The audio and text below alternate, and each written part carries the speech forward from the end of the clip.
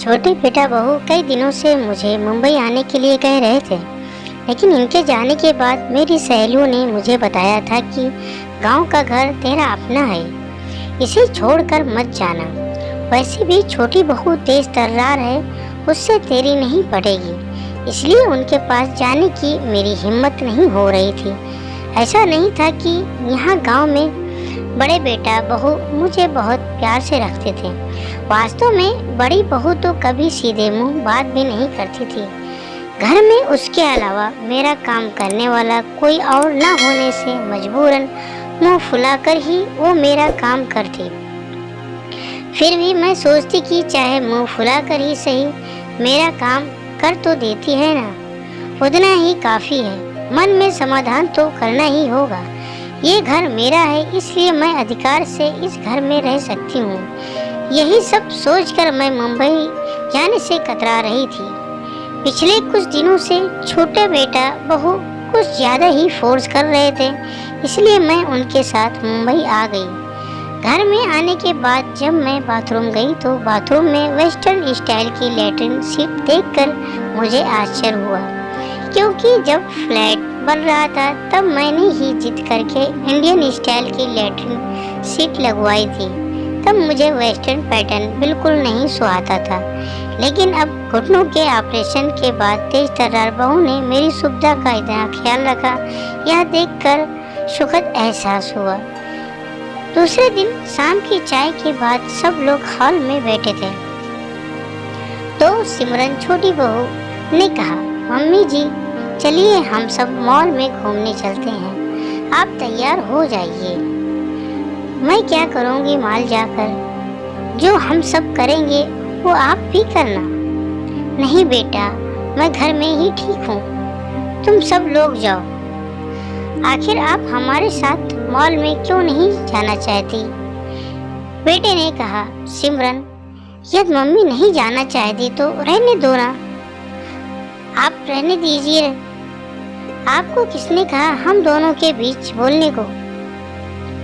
बेटा मुंह बनाकर चला गया। सिमरन ने फिर कहा, प्लीज मम्मी जी चलिए ना। देख बेटा, 75 साल की उम्र में मैं जल्दी जल्दी चल भी नहीं पाती हूँ। तुम में से किसी को मेरा हाथ पकड़ना पड़ेगा। मेरी वजह से तुम लोगों को भी धीरे धीरे चलना पड़ेगा।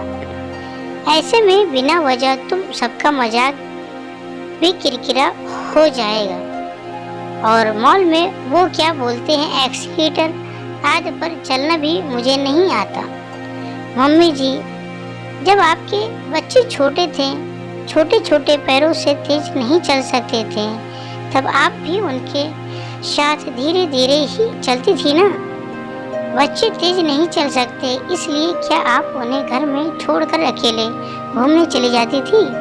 नहीं ना। अब हम बच्चों की बारी है, आपके साथ हम भी धीरे धीरे चलेंगे। आखिरकार घर में बैठे बैठे आप भी तो बोर हो जाती होंगी। रहा सवाल एक्सीलेटर का, तो मैं हूँ ना, आप बस तैयार हो जाइए, मुझे अभी बहुत काम करने हैं। अब ज़्यादा खुशामद करने मत लगाइए। इतना कहकर सिमरन जल्दी जल्दी किचन में चली गई। बेटे ने कहा, सॉरी मम्मी, आप बुरा मत मानिए। क्या करूं, सिमरन स्वभाव में थोड़ी तेज ही है। आजकल तो उसकी जुबान भी कुछ ज़्यादा ही कड़वी हो गई है। बहू की प्यार भरी डांट से मेरी आंखें भीग गई। मैंने कहा, बेटा मीठा बोलने वाले तो बहुत देखे हैं, लेकिन सिमरन के तेज स्वभाव में भी एक अपनापन है। मैं सालों से इसी अपनेपन के लिए तरस रही थी। जाकर तू भी तैयार हो जा, नहीं तो तुझे भी डांट खानी पड़ेगी। मॉल में जाने पर मैंने देखा कि ग्राउंड फ्लोर पर तो कुछ ज़्यादा कुछ है ही नहीं, ऊपर ही जाना पड़ेगा। बहू रानी जिद करके मुझे मॉल में ले तो आई, लेकिन अब मैं एक्सीलेटर से ऊपर कैसे जाऊंगी? सब मुझे देखकर हंसेंगे। ये सब सोच सोच कर मैं परेशान हो रही थी। इतने में सिमरन बोली, मम्मी जी हम यहाँ 5 मिनट एक्सीलेटर के पास खड़े रहते हैं, आप आते जाते लोगों को ध्यान से देखिए, वह कैसे पहले सीढ़ी पर पैर रखते हैं, कैसे बिंदास होकर एक्सीलेटर पर चलते हैं, जैसे कि घर की सीढ़ियों पर चढ़ रहे हों। सब अच्छे से देखिए ताकि आपकी घबराहट कम हो जाए। मैं आने जाने वालों को अच्छे से देखने लगी। मुझे किसी भी चेहरे पर थोड़ा सा भी डर नहीं दिखा। ये सब देखकर मेरा भी डर कुछ कम हुआ। सिमरन ने कहा, मैं आपका हाथ पकड़कर रखूंगी, आप बिल्कुल ना घबराते हुए मेरा हाथ पकड़कर रखिए। चलिए, क्या अब आप एक्सीलेटर पर चलने के लिए तैयार हैं? हाँ ठीक है। ऐसा कहकर मैंने सिमरन का हाथ कसकर पकड़ लिया। उस वक्त मुझे ऐसा लगा जैसे मैं एक बच्ची हूँ और वो मेरी माँ, जो अपने बच्चे का हाथ पकड़ उसे एक्सीलेटर पर चलना सिखा रही है। जैसे ही हमने पहली सीढ़ी पर पैर रखा, मेरा बैलेंस थोड़ा सा बिगड़ा, लेकिन सिमरन का हाथ पकड़े हुए होने से जल्दी ही मैं संभल गई। मैं कुछ सोचती उसके पहले ही हम लोग ऊपर पहुंच भी गए। जब भी मैं पिक्चरों में एक्सीलेटर देखती, तब हमेशा सोचती थी कि काश क्या मैं भी कभी ऐसी सीढ़ियों पर चढ़ पाऊंगी। मुझ बुढ़िया को कौन ले जाएगा मॉल आदि में, मेरे साथ धीरे धीरे कौन चलेगा याद। आज मेरी तेज तर्रार बहू ने मेरा सपना पूरा कर दिया। मैं मन ही मन में ईश्वर से प्रार्थना करने लगी कि काश ऐसी तेज तर्रार बहू ईश्वर सबको दे। दोस्तों, आशा करते हैं ये कहानी सुनकर आप सबको जरूर अच्छी लगी होगी। अगर अच्छी लगी होगी तो हमारे चैनल को लाइक और सब्सक्राइब जरूर करिएगा और बेल नोटिफिकेशन को ऑल कर दीजिए ताकि अगली कहानी की वीडियो आप तक तुरंत पहुंचे।